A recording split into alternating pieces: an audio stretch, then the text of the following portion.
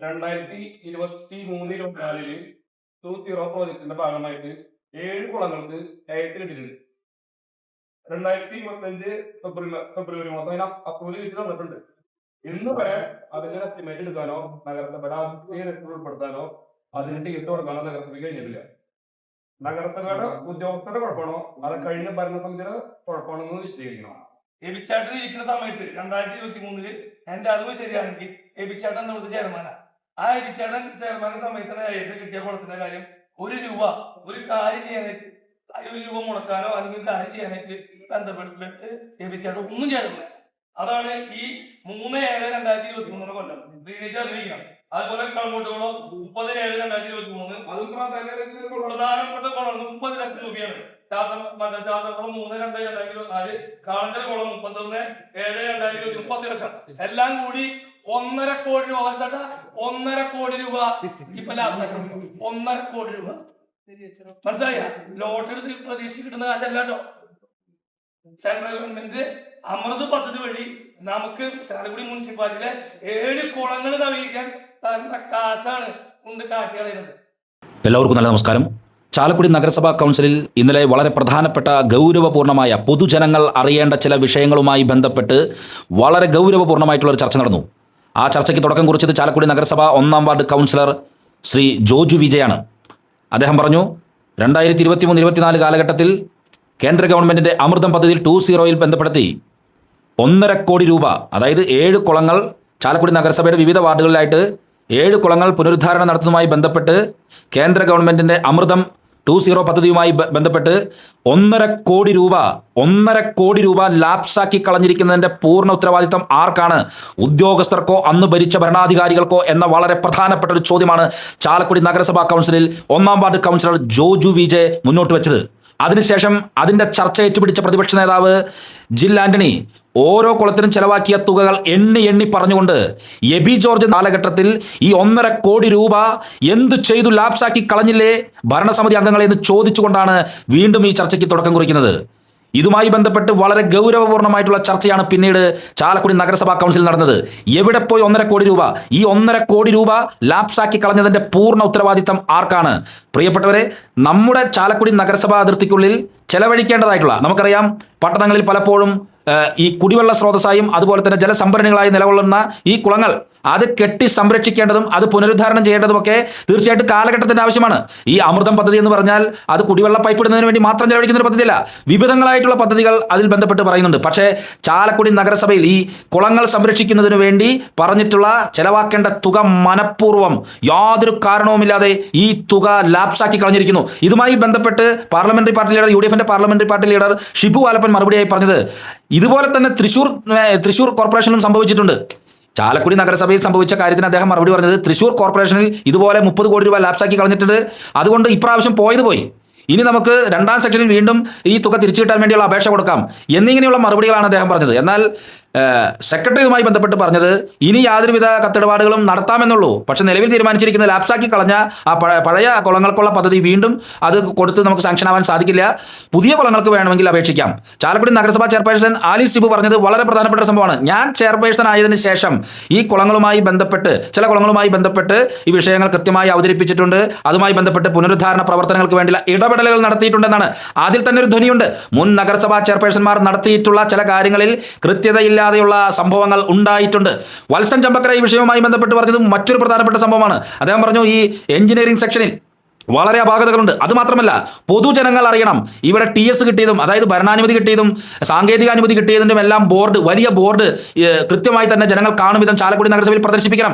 ഇത് ആരാണ് അറിയുന്നത്? സാങ്ഷൻ കിട്ടിയിട്ടുള്ള കാര്യങ്ങൾ. ഹൈഡ്രോ പവർ പദ്ധതിക്ക് വേണ്ടി നിങ്ങൾക്കറിയോ, ഇലക്ട്രിസിറ്റി ഉണ്ടാക്കുന്നതിന് വേണ്ടി നമ്മുടെ ആറാട്ടടവ് ഭാഗത്ത് ഹൈഡ്രോ പവർ പദ്ധതിക്ക് വേണ്ടി ഒരു പദ്ധതി അടുത്ത അവസരത്തിൽ വന്നിരുന്നു. ഇതിൻ്റെയൊക്കെ ലെറ്റർ വന്നിട്ട് ഇത് നഗരസഭാ കൗൺസിലർമാർ അറിയുന്നില്ല. സെക്രട്ടറി കൗൺസിലർമാർക്ക് ലെറ്റർ അയച്ചു എന്ന് പറയുന്നു, പക്ഷെ അത് കിട്ടിയിട്ടില്ല. വളരെ ഗുരുതരമായിട്ടുള്ള ഗൗരവപൂർണ്ണമായ ചർച്ചയ്ക്കാണ് ഇന്നലെ ചാലക്കുടി നഗരസഭാ കൗൺസിൽ ഹാൾ സാക്ഷ്യം വഹിച്ചത്. ചാലക്കുടി നഗരസഭയിൽ നടക്കുന്നത് എന്താണ്? ഭരണസമിതി നടത്തുന്നത് എന്താണ്? മുൻ പലപ്പോഴും കസേര മനുഷ്യന്മാരായി മാറുന്നു എന്നല്ലാതെ ചാലക്കുടി നഗരസഭയുടെ വികസനത്തിന് വേണ്ടി ചെലവഴിക്കേണ്ട തുകകൾ പലതും ലാപ്സായി പോകുന്നു. ആസ്തി വികസനവുമായി ബന്ധപ്പെട്ട് വളരെ പ്രധാനപ്പെട്ട ചില സംഭവങ്ങൾ ജോജു വിജയ് മുന്നോട്ട് വെച്ചു. എന്തായിരുന്നാലും വളരെ കാലങ്ങൾക്ക് ശേഷം ചാലക്കുടി നഗരസഭയിൽ ഗൗരവപൂർണ്ണമായ ചർച്ചയ്ക്കാണ് തുടക്കം കുറിച്ചത്. ഇതുവരെ പൊതുജനങ്ങൾ അറിയാതിരുന്ന ചില വിഷയങ്ങൾ പുറത്തു വന്നപ്പോൾ പല കൗൺസിലർമാർക്കും അമ്പരപ്പാനുണ്ടായത്. ഈ ഹൈഡ്രോ പവർ പദ്ധതിയുമായി ബന്ധപ്പെട്ട് അഡ്വക്കേറ്റ് ബിജു എസ് വക്കീൽ പറഞ്ഞു, അത് ശ്രീ ജോജു പറഞ്ഞത് ശരിയാണ്, അത് നടപ്പിലാക്കാൻ പറ്റുന്ന ആറാട്ടടവ് ഭാഗത്ത് നടപ്പിലാക്കാൻ പറ്റേണ്ട ഒരു പദ്ധതിയായിരുന്നു, അത് അറിഞ്ഞില്ല. ഇതാണ് ചാലക്കുടി നഗരസഭയിൽ നടക്കുന്നത്. പല കാര്യങ്ങളും അറിയുന്നില്ല. എന്തായിരുന്നാലും 1.5 കോടി രൂപ ലാപ്സാക്കി കളഞ്ഞതിന്റെ ഉത്തരവാദിത്തം ആർക്കാണ്? നഗരത്തിലേക്ക് വന്നിട്ട് ലെറ്റർ വന്നിട്ട് 2-3 മാസമായിട്ടുണ്ട്. ഇന്ന് വരെ ഇവിടുത്തെ കൗൺസിലേഷൻ അറിയിക്കുകയോ അല്ലെങ്കിൽ ഇതിന്റെ തുടർ പ്രവർത്തനം എന്താണെന്ന് അറിയിച്ചില്ല. ഇത് രണ്ടും അമൃത പ്രോജക്റ്റിന് നമുക്ക് വെറുതെ തന്നെ കാറ്റാക്കാം. അപ്രൂവൽ കിട്ടിയതാണ്. ഇതിന് പറഞ്ഞ മാതിരി എത്ര കോടി? 1.5 കോടി. നമ്മൾ 1 കോടി എടുക്കണ്ടാന്ന്, 1 കോടി എടുക്കണ്ട. ഞാൻ ചോദിച്ച സെക്രട്ടറി പറയാൻ കഴിഞ്ഞത് അതിന് വേണ്ടി 1 കോടി എടുത്തുള്ളതാണ്. ഏത് കൊടുത്തല്ലാന്ന്. ഏത് കൊടുക്കാനുള്ള കാര്യം എന്താണെന്നറിയോ? അവിടെ വില്ലേജ് ഓഫീസിൽ പോയിട്ട് അതിന്റെ ഇവിടെ നമ്മളെ അസറ്റ് രജിസ്റ്ററിലുണ്ടത് അതിൽ എത്ര സെന്റ് ഭൂമി ഉണ്ട് എന്ന് നഗരസഭ ഉദ്യോഗസ്ഥർക്ക് അന്നത്തെ ഭരണസമിതിക്ക് ഇവിടെ രേഖപ്പെടുത്താൻ കഴിഞ്ഞിട്ടില്ലാന്ന്. അത് കിട്ടിയെന്നുണ്ടെങ്കിൽ ഇന്ന് 2 കോടി രൂപയുടെ വർക്ക് ചാലക്കുടി നഗരസഭ ചെയ്ത് കഴിക്കേണ്ടതാണ്. ഇവിടെ പറഞ്ഞ എം പി ജോർജ് ചെയർമാനായിരിക്കുന്ന സമയത്താണ് ആളുടെ കൂടി councillor 1-ാം ward councillor B G George councillor ആയിരിക്കുന്ന സമയത്താണ് ലിബി ഷാജിയല്ലേ ആയിരിക്കുന്ന കൗൺസിലറാണ്. കുടുംബകുന്നിൽ സുനോജ് കൗൺസിലറായിരിക്കുന്നത്. ഞങ്ങൾക്ക് പരമായി സംശയമുണ്ട് ഈ ഭരണസമിതി മാറിപ്പോ കൗൺസിലേഴ്സ് മാറിയിട്ടുണ്ട് അവിടെ. അതുകൊണ്ട് മനഃപൂർവ്വം ഈ കുളങ്ങളുടെ ഫണ്ട് ലാപ്സാക്കി കളഞ്ഞതാണോ എന്നൊരു സംശയമുണ്ട്. കാരണം കഴിഞ്ഞ ഫെബ്രുവരി മാസം വന്നതാണ് ഇതിന്റെ അപ്രൂവല്. ഫെബ്രുവരി മാസം വന്നൊന്ന് 2 കോടി രൂപയുടെ അപ്രൂവൽ വന്നതാണെന്ന്. വെറുതെ കിട്ടുന്നതാണ്. ചാലക്കുടി നേരത്തെ ഫണ്ടോ പ്ലാൻ ഫണ്ടോ അല്ലെങ്കിൽ നമ്മൾ വേറെ ഏതെങ്കിലും പ്രപ്പോസൽ സബ്മിറ്റ് ചെയ്തിട്ടോ അല്ലെങ്കിൽ DPR വേറെ എവിടെയും കൂടി സബ്മിറ്റ് ചെയ്ത് കിട്ടിയല്ല. അവര് നമുക്ക് ദാനം തരുന്ന മരുന്ന് കൊണ്ട് തന്നതെന്ന്. എന്നിട്ട് ചെയ്യാൻ കഴിഞ്ഞില്ല എന്നുണ്ടെങ്കിൽ വളരെ വലിയൊരു വീഴ്ചയാണ്. അതിന് നമുക്ക് എടുത്തു പറയാനുള്ളത് ഇന്നത്തെ ആ വാർഡിലെ കൗൺസിലേഴ്സ് മുഴുവൻ ഇപ്പുറത്തിരിക്കുന്നവരാണ്. അതുകൊണ്ട് മനഃപൂർവ്വം ആ ഫണ്ട് കളഞ്ഞതാണ്. ഇനി ആ പദ്ധതി ഫണ്ട് നഷ്ടപ്പെട്ടിട്ടുണ്ടെങ്കിൽ ചാലക്കുടി നഗരസഭയുടെ അടുത്ത ബഡ്ജറ്റിലെ പ്ലാൻ ഫണ്ടിലോ അല്ലെങ്കിൽ ഓൺ ഫണ്ടിലോ അല്ലെങ്കിൽ പാർട്ടി ഏതെങ്കിലും ഫണ്ടിലോ ഉൾപ്പെടുത്തിയിട്ട് ഞങ്ങൾക്ക് ഈ കുളങ്ങൾ നവീകരിക്കാനുള്ള ഫണ്ട് തരണമെന്ന് അഭ്യർത്ഥിക്കുകയാണ്. അത് നടത്താൻ പറ്റില്ല എന്നുണ്ടെങ്കിൽ നേരത്തെ ജില്ല പറഞ്ഞ മാതിരി ഞങ്ങള് പൊതുജനങ്ങളെ സംഘടിപ്പിച്ച് നഗരസഭയിലേക്ക് വലിയൊരു പ്രശ്നം തന്നെ ഉണ്ടാകും. നമുക്ക് നഷ്ടപ്പെടുന്നത്. പക്ഷെ ഇപ്പൊ നമ്മൾ മനസ്സിലാക്കണം, ഇത് ഈ സെക്കൻഡ് ഫേസിൽ വന്നതിന് ചാലക്കുടി മുനിസിപ്പാലിറ്റി മാത്രമല്ല തൃശ്ശൂർ കോർപ്പറേഷനിൽ സെക്കൻഡ് ഫേസിൽ വന്നതിന് 30 കോടി രൂപയുടെ പദ്ധതിയാണ് ലാപ്സായി പോയത്. ഇതുപോലെ തന്നെ സെക്കൻഡ് ഫേസിൽ വന്നതിന് 30 കോടി രൂപയുടെ സെക്കൻഡ് ഫേസിലാണ് അമൃതയിൽ നഷ്ടപ്പെട്ടു പോയത്. പല കാര്യങ്ങളും അവിടെ പറയാണ്ടാവും. തെരഞ്ഞെടുപ്പാണ്, വാർഡ് വിഭജനമാണ്, ഉദ്യോഗസ്ഥന്മാരുടെ സമയം ഉണ്ടായില്ല എന്നൊക്കെ പറയണ്ടാവും. അപ്പൊ നമുക്കത് ഈ നഷ്ടപ്പെട്ടു എന്ന് പറയുന്ന സമയബന്ധിതമായി ചെയ്യാൻ പറ്റാത്ത എല്ലാ തദ്ദേശ സ്ഥാപനങ്ങളെയും അമൃത് 2.0യുമായി ബന്ധപ്പെട്ട ഈ ഫണ്ടുകളെല്ലാം തിരിച്ചെടുത്ത് ഇനി അത് പുതിയ DPR പുതിയ പ്രോജക്റ്റായിട്ട് മാത്രമേ ചെയ്യാൻ പറ്റുള്ളൂ എന്നാണ് ഇപ്പൊ നമുക്ക് കിട്ടിയിട്ടുള്ള ഒരു അറിവ്. അതിൽ നമുക്കും ഒരുപക്ഷെ ചിലപ്പോൾ പുതിയ നിർദ്ദേശങ്ങൾ നമുക്ക് പെടുത്താനായിട്ട് നമുക്ക് സാധ്യമായിരിക്കും. അങ്ങനെ അതിന് ശ്രമിക്കാം എന്നല്ലാതെ ഇപ്പൊ നമ്മളെ സംബന്ധിച്ചിടത്തോളം ഇത് മനഃപൂർവ്വമായിട്ട് നമ്മളാരും നമ്മുടെ ഭാഗത്ത് വന്നത് കുഴപ്പമുണ്ട് വന്നാൽ കാണിപ്പാറ വാർഡ് വളരെ മനോഹരമായി കഴിഞ്ഞ കൗൺസിലിന്റെ കാലത്ത് 13 കോടിയുടെ പ്രോജക്ട് ഉണ്ടാക്കിയിട്ട് അത് വളരെ മനോഹരമായിട്ട് നഗരസഭ തീർത്തു എന്ന് പറയുന്നത് ഷിബേട്ടൻ. കഴിഞ്ഞ വർഷം 2025 2-ാം മാസം ഇവിടേക്ക് നഗരസഭയ്ക്ക് ലെറ്റർ അയച്ചതിന് അപ്രൂവൽ പറഞ്ഞിട്ട് എന്നിട്ട് അതില് പോരായികൾ എന്നിട്ടാണെന്നറിയോ അസറ്റ് രജിസ്റ്ററിൽ നിന്നിട്ടാണ് കൊടുത്തിട്ടുണ്ട്. അസറ്റ് രജിസ്റ്ററിൽ നമ്മുടെ വാർഡിലെ കുളമുണ്ടെങ്കിൽ എത്ര സെന്റ് മാത്രം രേഖപ്പെടുത്താണ്ടിരുന്നിട്ടുള്ളൂ അതറിയാൻ വേണ്ടിയിട്ട് ചാലക്കുടി നഗരസഭ റെസൊല്യൂഷൻ പാസ്സാക്കിയിട്ട് വില്ലേജ് ഓഫീസിലേക്ക് താലൂക്ക് ഓഫീസിലേക്ക് കൊടുക്കണ്ട, അല്ലെങ്കിൽ സർക്കാരിലേക്ക് കൊടുക്കണ്ട, റവന്യൂ ഡിപ്പാർട്ട്മെന്റിലേക്ക് കൊടുക്കണ്ട. അതറിയുന്നു നീ ഇവിടെ ഇരുന്നിട്ട് കൗൺസിലർ വിളിച്ച് ചോദിച്ചാൽ മതി ഇന്ന സർവേ നമ്പറിൽ ഇന്ന വില്ലേജിൽ എത്ര സെന്റ് ഭൂമി ഉണ്ടെന്ന് ഇപ്പൊ രേഖപ്പെടുത്തിയിട്ടില്ല. ഇപ്പൊ രേഖപ്പെടുത്തിയിട്ട് ഉദ്യോഗസ്ഥര് ചോദിച്ചോക്കെ ഇന്നത്തെ എടുത്ത് നോക്കിക്കോ എല്ലാ കുളങ്ങളും എത്ര സെന്റിന് രേഖപ്പെടുത്തിയിട്ടുണ്ടെന്ന്.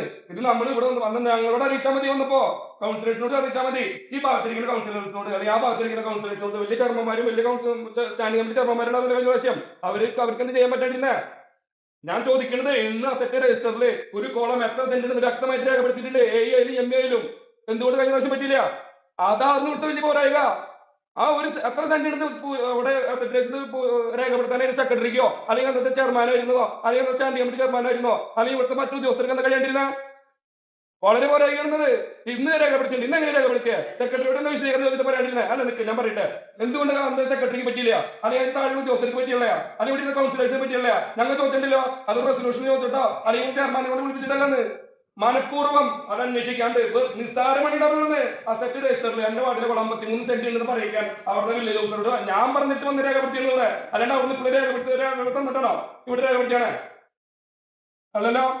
മനഃപൂർവ്വം നിങ്ങൾ അന്നത്തെ ഞാൻ ചെയർമാനായി കഴിഞ്ഞാൽ പിന്നെ അടുത്ത ഞാൻ എവിടെ മത്സരിക്കണം, അല്ലെങ്കിൽ എവിടെ പോയി നിൽക്കണം, അതിന്റെ ചർച്ചകളും, അല്ലെങ്കിൽ ഞാൻ സ്റ്റാൻഡിംഗ് കമ്മിറ്റി കഴിഞ്ഞാൽ എവിടെ സ്റ്റാൻഡിംഗ് കമ്മിറ്റി നിൽക്കണം എന്നുള്ള ചർച്ചകൾ നടത്തിക്കൊണ്ട് ഇത്തരം ഫണ്ട് ലാപ്സാക്കി കളഞ്ഞു.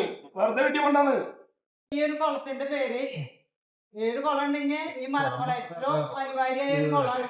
ആകെ ഇടിഞ്ഞെടുക്കുന്ന കുളം. പക്ഷെ ഞാൻ വന്നതിന് ശേഷം ബന്ധപ്പെട്ട എല്ലാവരോടും ഈ കുളത്തിന്റെ കാര്യങ്ങൾ പറയുന്നു, എസ്റ്റിമേറ്റ് എടുത്ത് ചെയ്യാനുള്ള നടപടിയിലേക്ക് എന്റെ ശ്രദ്ധ ഞാൻ ഇവർക്ക് കൊടുത്തിട്ടുണ്ടായിരുന്നു. അപ്പോൾ ഇനി ഒട്ടും അതിൽ നിന്ന് പിന്മാറിയിട്ടില്ല. നമ്മുടെ ഈ കുളങ്ങള് നവീകരിക്കാനുള്ള എല്ലാ നടപടികളും ഫണ്ടിന്റെ എങ്ങനെയാണോ നമുക്ക് ഫണ്ട് കിട്ടുന്നത് ആ ഫണ്ടിനനുസരിച്ച് നമ്മള് മറ്റ് കുളങ്ങൾ നവീകരിക്കും. ഇതുവരെ ഒരു കുളം എന്ന് പറയുന്നത് വളരെ മോശമായിട്ട് കിടക്കുന്നതാണ് കുട്ടക്കുളം. ഇതുവരെ അത് വെച്ചിട്ടില്ല. ഏതൊരു പ്രാവശ്യം വെച്ച് ഏതൊരു ഭാഗം അതിന്റെ സൈഡിൽ വെച്ചിട്ടുണ്ടായിരുന്നു. ഇപ്പൊ ഈ പുതിയ പദ്ധതി വന്നതിന് ആ കുളം അതിനകത്ത് വെച്ചിട്ടില്ല. ഇത് പുതിയതായിട്ട് എന്റെ വാർഡിൽ കിട്ടിയ കുളമാണ്. ഈനാക്കുളം ഉണ്ട്. ഇതിപ്പോ അത് ഉപയോഗശൂന്യമായിട്ട് കിടക്കാണ്. ഈനാക്കുളത്തെ വെള്ളമായാലും അവിടെ ആർക്ക് ഉപയോഗിക്കാനും പറ്റുന്നില്ല, മൊത്തം കലങ്ങി കിടക്കാം. ഇത് രണ്ടും ഒരു പദ്ധതിയിലും വെച്ചിട്ടില്ല. ഈ കുട്ടൻകുളം എന്ന് പറയുന്ന കുളം വളരെ മോശമായിട്ട് മൊത്തം പായലും എല്ലാ ഇതുകളും വന്നിട്ട് മൂടി കിടക്കാണ്. അതുപോലെ തന്നെ അതിന്റെ സൈഡിലുള്ള വീടിന്റെ അവർക്ക് ഇങ്ങനെ കയറി ഭിത്തിയൊക്കെ ഇങ്ങനെ ഇടിഞ്ഞിടിഞ്ഞ് പോവാണ്. അപ്പൊ ഞാൻ ഈ കഴിഞ്ഞ ദിവസം വന്ന് ഞാൻ അന്വേഷിച്ചായിരുന്നു ഈ പദ്ധതിയിൽ വെച്ചിട്ടുള്ളത്. ആ കുളം വെച്ചിട്ടില്ല. അപ്പൊ അതിന് ചെറിയൊരു സൊല്യൂഷൻ ഉണ്ടാകാം. ഇതുവരെ നടപടി മറ്റേ പ്രവൃത്തികൾ തുടങ്ങാത്ത കുളങ്ങളെ തൽക്കാലം ഒഴിവാക്കാനും പുതിയ കുളങ്ങളോ പുതിയ ജലാശയങ്ങളോ ഉണ്ടെങ്കിൽ ഏറ്റെടുക്കാനുമാണ് തീരുമാനം വന്നത്. ആ തീരുമാനം ഒന്ന് പുനഃപരിശോധിക്കണമെന്നും ഈ കുളങ്ങൾ നിർബന്ധമായിട്ട് ഉൾപ്പെടുത്തണമെന്നും കാണിച്ചിട്ട് നേരത്തെ ചെയർപേഴ്സൺ പറഞ്ഞ പോലെ നമ്മൾ ഈ കത്തായിരുന്നു. AS ആയ രീതി, TS ആയ രീതി, ടെൻഡർ ആയ രീതി, പ്രോജക്ട് ഒറ്റ രീതി. ഇവിടെ പബ്ലിക്കിനെ കാണണം, മനസ്സിലായ? ഇവിടെ എന്തൊക്കെ നടക്കുന്ന ആളുകൾ കാണട്ടെ. ചേട്ടാ, കഴിഞ്ഞ ദിവസം ഹൈഡൽ ടൂറിസം പ്രോജക്ട് ഇത് വന്നിട്ടുണ്ട്. അത് കാണിച്ചല്ലോ അവിടെ വന്നിട്ടുണ്ട്. നിങ്ങൾക്ക് ഏതെങ്കിലും പ്ലേസുകൾ ചൂണ്ടിക്കാണിക്കാൻ കൗൺസിലേഷൻ ഉണ്ടെങ്കിൽ കൊടുക്കാന്ന് പറഞ്ഞിട്ടുള്ളത്. ആ ലെറ്റർ വന്നിട്ട് എത്ര കാലായി? അതെന്താ കാണിക്കാത്ത? ഞങ്ങൾക്കുണ്ട്, ഞങ്ങളുടെ ആളുകളുണ്ട്. ഇവിടുത്തെ വലിയ പ്രശ്നം എന്താ അറിയോ?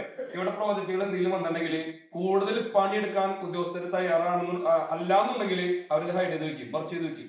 അതാണ് ഇപ്പോൾ സംഭവിക്കുന്നത്. ഇപ്പൊ അമൃത പദ്ധതിയിൽ ഉണ്ടല്ലോ, അമൃത പദ്ധതിയിൽ ഉണ്ടാക്കാം, പാർക്ക് ഉണ്ടാക്കാം, അല്ലെങ്കിൽ വാക്വേ ഉണ്ടാക്കാം, സൗന്ദര്യവൽക്കരണം നടത്താം. ഇതൊക്കെ അമൃത പദ്ധതിയിൽ നടത്താന്ന് ഇവര് മറച്ചു വെച്ചേക്കണത്. ഇതങ്ങനെ ഏതെങ്കിലും കൗൺസിലേഴ്സ് പറഞ്ഞ് ഏതെങ്കിലും വാർഡിന്റെ പ്രോജക്റ്റ് കൊണ്ടുവന്ന പണി ഇവര് എടുക്കണ്ടേ? അതിന് പറ്റില്ലല്ലോ. അപ്പൊ അതെന്തെങ്കിലും ഹൈഡ് ചെയ്ത് വെച്ചേക്കാം. അതെടുത്ത് വായിച്ചൊക്കെ വ്യക്തമായിട്ട് മനസ്സിലാവും. വക്കീല് തന്നെ വായിച്ച എന്റെ ഞാൻ കോപ്പി എടുത്തുകൊണ്ട് തന്നെ വായിച്ചുകൊണ്ടാവും കൂടെ. അത് ഇവിടെ ചോദിച്ചാൽ എപ്പോഴും ഇവിടെ ചോദിച്ചാൽ വക്കീലേ പണിയിട്ടുള്ളത് അത്യാവശ്യം പണിയിലിട്ട് നമ്മളൊക്കെ ഈ വാർഡിൽ നിന്ന് നമ്മളൊക്കെ അവിടുന്ന് ഞാനൊക്കെ പ്രകടന പത്രികയിലേക്ക് ഇത്ര പ്രകടന പത്രിക ഉണ്ടാക്കി പോകുന്നത് അവിടുന്ന് അതിന് 10% അവിടെ വാർഡിലേക്ക് നടക്കുന്നത് നിങ്ങളുടെ സഹായം വേണമെന്ന്. വാർഡിന്റെ ഹൈഡൽ പോയിന്റ് വെക്കാൻ പറ്റുന്ന ഒരു സ്ഥലമാണ്. ഇങ്ങനത്തെ ഒരു പോയിന്റ് വന്ന് അവിടെ വേണമെങ്കിൽ അത് വെക്കുകയും ചെയ്യാം. അവിടെ ആറട്ടയിൽ ടൂറിസം ചെയ്യാൻ ചെയ്യായിരുന്നു. അത് ഹൈഡൽ പോയിന്റ് അതിന് ചെയ്യാൻ പറ്റുമായിരുന്നു. ഇപ്പൊ ജോലി പറയുമ്പോഴാണ് ഞാൻ അറിയുന്നത്. സാധ്യതകൾ ഇല്ലാന്ന് പറഞ്ഞിട്ട് എനിക്ക് തിരിച്ചു വന്നു. ഞാൻ അങ്ങനെയല്ല, അവർക്ക് പൊട്ടൻഷ്യൽ അറിയാനുള്ള പ്രൊഫോം ഉണ്ടാക്കിയിട്ട് എല്ലാ കൗൺസിലർമാരും തന്നു കഴിഞ്ഞു എന്നാണ്. സെക്രട്ടറി, ഞാൻ ഇവിടെ വൈസ് ചെയർമാനെ, ഞാൻ കഴിഞ്ഞ കൗൺസിലർ നമ്മളിതൊന്നും അറിഞ്ഞിട്ടില്ല. സെക്രട്ടറി ഉദ്യോഗസ്ഥന്മാരെ എന്നോട് പറയുന്നില്ല. ഇവിടെ ഒന്നും നടത്താൻ ഇവിടെ പണിക്കാര് തയ്യാറല്ല, ജോലിക്കാര് തയ്യാറല്ല. അതിന്റെ കാര്യം ഇനി അടുത്ത ദിവസങ്ങൾ തൊട്ട് വരുന്ന ജിയോ നമുക്ക് അതാസ്റ്റാണ്.